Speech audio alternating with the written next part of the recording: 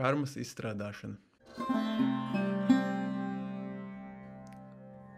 Sveiki, draugi! Turpinam lasīt no Samija Krienānas grāmatas Sevis atklāsmes esence, kurā viņš apkopojas Paramhansa Joganandas citātus. Šodien 10. nodaļa – karmas izstrādāšana. Tas viss šķiet tik sarežģīti, meistari, sūdzējās māceklis. Es redzu, ka karma un reinkarnācija sadar kopā, bet kad es iedomājos par visām darbībām, ko kāds uzsāk vienas dzīves laikā, un tad pareizina tās ar Dievs vien zina, cik vēl dzīvēm, esmu satriekts.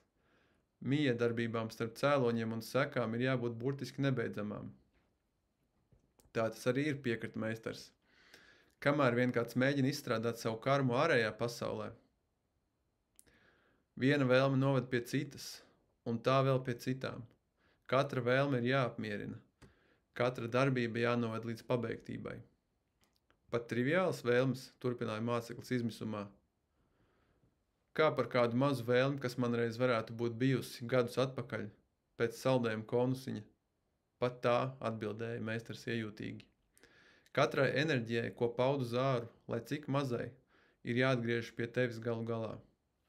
Māceklis izmisumā uzmet rokas gaisā. Tas viss šķiet bezcerīgi. Tāpat kāds varētu mēģināt nomierināt okeāna viļņus. Tas ir liels darbs, es piekrītu tev, Jogananda teica. Taču tas nav tik sarežģīti, kā liekas. Pajautā sev šo, kas ir tas, kas liek viļņiem pacelties un krist vispirmkārt. Tas ir vējš. Bez vēja virsma kļūst mierīgi automātiski. Līdzīgi, kad maldu vētra mazinās prātā, darbības un reakcijas viļņi norimst automātiski.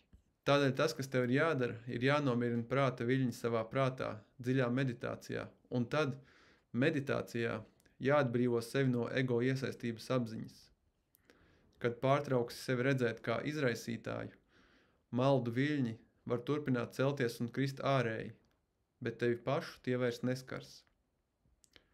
Vai būtu derīgi interesējās māceklis pārtraukt rīkoties vispār? Pamēģini to. Meistars smaidīja. Tu redzēsi, ka vienkārši nav iespējams pārtraukt rīkoties. Pat lēmums nerīkoties būtu tava ego ārēja projekcija. Tādēļ tā pati būtu kaut kāda veida darbība. Es reiz satiku kādu vīru Fīniksā, Arizonā, viņš turpināja, kurš bija izpūris, viņa drēbes netīra lupatu sajaukums. Es viņam teicu, kāpēc tu tā ģērbies? Tu neesi tik nabadzīgs, ka tev tā vajadzētu. Es esmu no visa atteicies, vīrs lepni paziņoja. Gluži pretējs viņam teicu, tu esi pieķēries atkal no jauna, šoreiz nekārtībai. Bhagavad Gita māca, ka neviens nevar izbēgt no darbības, karmas. Citiem vārdiem, atturoties no darbības. Bet Gita arī māca nenovērtējumu metodi, kā izbēgt karmu. Tā iesaka niškam karmu. Darbību bez vēlmēm, tas ir darbību, nekārojot tās augļus. Ja tu tā rīkojies, tu drīz iegūsi brīvību no karmas saitēm. Darbības laikā nekad nejūties, ka tu esi tas, kurš rīkojas. Darbojies tā vietā ar domu, ka Dievs ir darītājs. Lūdz viņu, kungs, tu darbojies caur mani. Pat kad pieļauj kļūdas, padari viņu atbildīgu par tām, viņam tas patīk. Protams, nevajag speciāli darīt nepareizi un tad vainot viņu. Bet, ja dari labāko, ko vari, un joprojām ciet neveiksmi, dod savu neveiksmi viņam. Pieķeries domai, ka esi vienmēr brīvs sevī. Tas ir ceļš uz galējo brīvību Dievā. Protams, iesaistās arī citas lietas, pielūgsme, meditācija, dievišķa svētība un tā tālāk. Bet cik darbības ir skārtas, bez vēlmju darbība ir ceļš uz brīvību. Ja man nebūtu vēlmes, jautāja draudzes biedrs, vai es zaudētu jebkādu motivāciju un kļūtu par savu veidu robotu? Daudz tā iztēlojas, Jogananda atbildēja. Viņi domā, ka tiem nebūtu vairs nekādas tālākas intereses par dzīvi, bet tas nepavisam nav tas, kas notiek. Drīzāk tu redzētu dzīvi bezgalīgi daudz interesantāku. Apsver vēlmes negatīvo aspektu. Tā tur tevi vienmēr bailīgu. Kas, ja tas notiks, tu domā, vai Kas, ja tas nenotiks? Tu dzīvo raišpilnā stāvoklī par nākotni vai nožēlās par pagātni. Nepieķeršanās no otras puses ļauj tev dzīvot nebeidzami iekšējās brīvības un laimes stāvoklī. Kad vari būt laimīgs tagadnē, tad tev ir Dievs. Bezvēlmju stāvoklis nelaupa tev motivāciju. Tālu no tā, jo vairāk tu dzīvo Dievā, jo dziļāka prieka pieredze kalpojot Viņam. Pat, kad ļaujies sliktam ieradumam, jo nespēj sevi atturēt, ļauj savam prātam konstantam pretoties. Nekad nepieņem šo slikto ieradumu kā definīciju tam, kas patiesībā esi iekšienē. Kādam no mūkiem šeit bija grūti cīnīties ar kārdinājumu. Es viņam kādu dienu teicu, es neprasu, lai pārspēju maldus. Viss, ko prasu, ir, lai pretojies tiem. Sliktas karmiskas tendences var pārvarēt nevis koncentrējoties uz tām, bet attīstot tām pretējas labas tendences. Tādēļ arī ir svarīgi kalpot Dievam. Kalpojot Viņam caur citiem, tu automātiski novedi labo tendenču attīstīšanai to enerģiju, kura grib tevi vest nepareizos, sev kalpojošos virzienos. Esi vienmēr aizņemts priekš Dieva. Kad nemeditē, esi aktīvs priekš Viņa, un kad meditē, dāvā savu prātu Viņam, tajā pašā kalpošanas garā ar dedzīgu, modru uzmanību. Turi prātu vienmēr aizņemtu ar Dievu un laba darīšanu citiem. Nenodarbināts prāts ir darbnīca velnam. Tev jābūt intensīvi aktīvam priekš Dieva, ja vēlies iegūt to nebeidzamās vienotības ar Viņu bezdarbības stāvokli.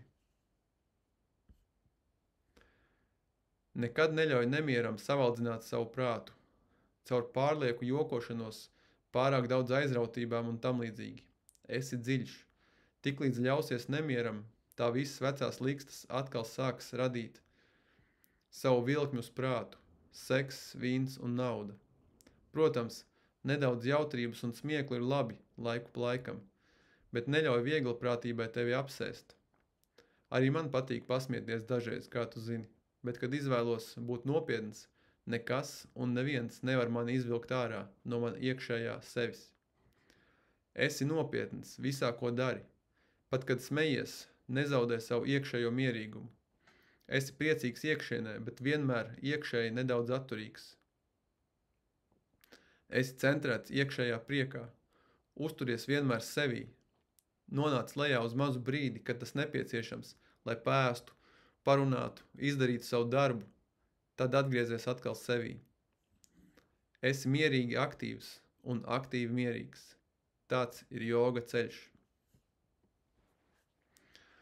Objektīvie apstākļi vienmēr ir neitrāli. Tas, kā tu uz tiem reaģē, liek tiem izskatīties bēdīgiem vai laimīgiem. Strādā ar sevi, ar savām reakcijām uz ārējiem apstākļiem. Šī ir jogas esence. Neutralizēt reakciju viļņus sirdī. Esi vienmēr laimīgs iekšienē. Tu nekad nevarēsi mainīt lietas ārpusē tādā veidā, lai tās mūžam būtu tev patīkams. Maini sevi. Labs likums dzīvē ir sev teikt vienkārši, kas pats no sevis nāk, lai nāk. Indijā ir bijis pārlieks uzsvars uz karmu. Karma viņi sauc. Tā ir mana karma. Es tur neko nevaru darīt. Muļķības. Karma ir vienkārši darbība. Jebkas, kas ir izdarīts, noteikti var tikt atdarīts. Amerikāņiem daudz lielākā mērā nekā indiešiem ir apziņa, ka viss ir iespējams. Ja to var izdarīt, esmu dzirdējis daudzus šeit sakām, mēs to izdarīsim. Un ja tas nav iespējams, mēs to izdarīsim vienalga. Tas var tikai prasīt mums nedaudz vairāk laika. Visbeidzot, amerikāņi saka, visbeidzot, kāpēc ne tagad? Tas ir gars, kas man tik ļoti patīk šajā valstī. Grūtībās esošam māceklim tavs darbs tagad ir tikt līdz Dievam. Neuztraucies par visu karmu, kas tev vēl būs jāpabeidz. Ļauj, lai Dievs par to uztraucas. Vispirms iznīcini sevi karmiskās iesaistīšanās avotu. Tas avots ir tava pieķeršanās ego. Kad ego ir saplūdis ar viņu, tad jebkādas darbības, ko veiksi, vairs neatgriezīsies pie tevis. Tavas darbības būs kā rakstīt ūdenī. Tās neatstās nekādas pēdas prātā. Atdalot sevi no egoistiskās iesaistes jebkurā darbībā, ko veic, tu būsi pārgriezis maldu Gordiāna mezglu. Šis ir Dživana Mukta stāvoklis. Kāds, kurš ir brīvs iekšienē, pat kamēr dzīvo šajā pasaulē. Esot iekšēji brīvs, nekas, ko viņš dara, nevar viņu atkal ietekmēt. Vispirms, ar dziļu meditāciju un dzīvojot vienīgi Dievam, nomierini domu un iegribu viļņus, kas veido tavu iekšējo pašreizējo realitāti. Kad iegūsi dziļu mierīgumu iekšienē, tu varēsi strādāt pie to viļņu nomierināšanas, kas atrodas lielākā attālumā no šīs realitātes. Superapziņā tu redzēsi visu skaidri, visbeidzot, kāds tas patiesībā ir. Dživana Mukta caur vīzijām var izstrādāt veselu mūžu karmu vienā meditācijā. Ja viņš reinkarnēs, viņš to var darīt vienlaicīgi vairākos ķermeņos, lai vēl ātrāk izstrādātu savu pagātnes karmu. Kad visa pagātnes karma ir izstrādāta, viņš kļūst par sidha, jeb param mukta, perfekta būtne. Ja kādreiz šāda atbrīvota dvēsele reinkarnēs, viņš to dara tikai priekš cilvēces labklājības un ne jebkādas savas karmiskās nepieciešamības. Kāds tāds ir avatars, jeb no debesīm nolaidies meistars, Dieva inkarnācija. Svarīgā lieta ir vispirms tikt līdz Dievam. Tiklīdz gūsi panākums, ienest viņa gaismu savā blāvi izgaismotajā apziņas telpā, tava garīgā tumsa izzudīs uz mūžiem. Rana,